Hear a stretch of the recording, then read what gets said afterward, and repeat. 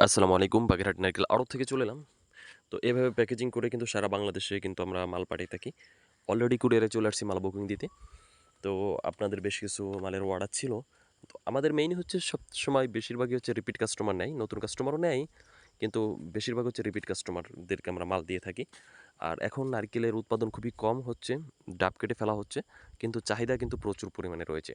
নারকেল এমন একটি খাবার যেটা যেকোনো খাবারে দিলে আপনার টেস্ট অনেক গুণে বেড়ে যায়। তো এটা গ্রাম থেকে শুরু করে প্রত্যেকটি জেলা অঞ্চলে সব জায়গাতেই প্রচুর পরিমাণে চাহিদা রয়েছে।